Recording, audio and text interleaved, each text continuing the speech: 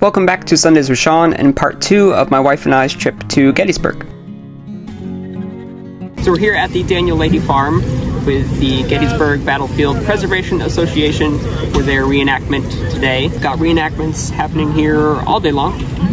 They've got different demonstrations for field artillery, and then at 4 o'clock there should be a big battle, so that'll be very exciting. Cool. Let's go.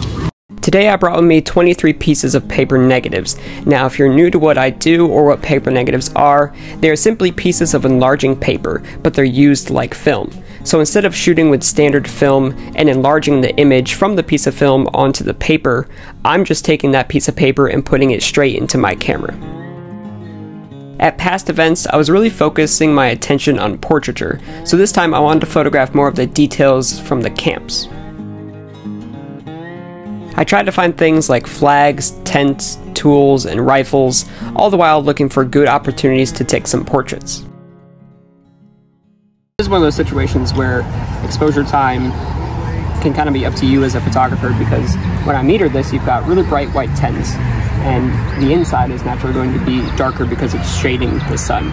So inside the tent is about 3 seconds, the outside is less than 1 second. So what I'm going to try to do is sort of split the difference and hope that the pre-flashing the negatives will help retain some of the detail in the shadows, because inside the tent there's going to be a lot of shadows.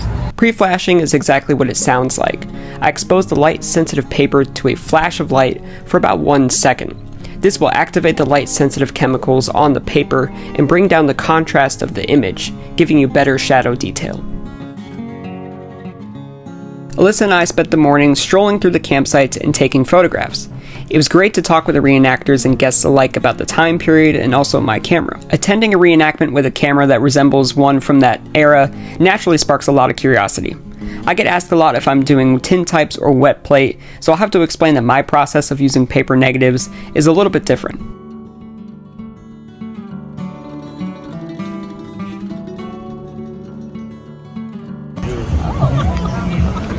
Yeah, that's pretty nice. Yeah. 2 boards? 2 boards. Yep. I could take a nap on that. As long as you don't fall sideways. Yeah.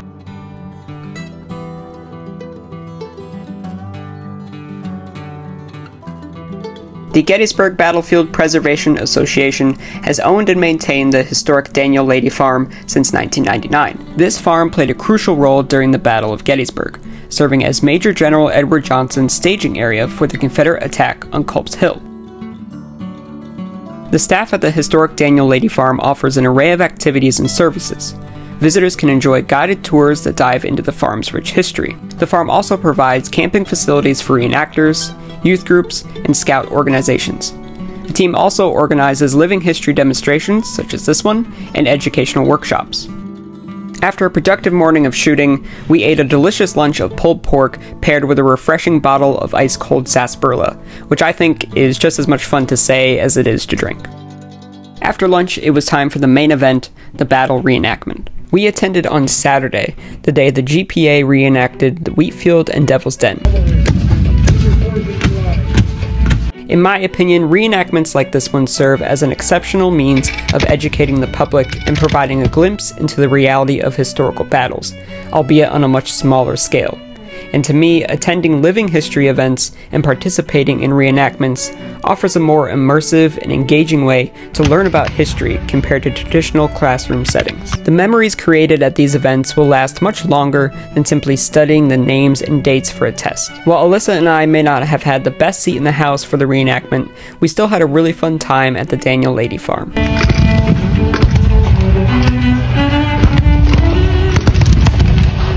I'm really proud of the photos that I took from the event, and again, it was great talking to the different reenactors who were there, and also the people who were interested in my camera. After the reenactment, Alyssa and I headed back to our hotel and began preparing for our 3rd and final day in Gettysburg.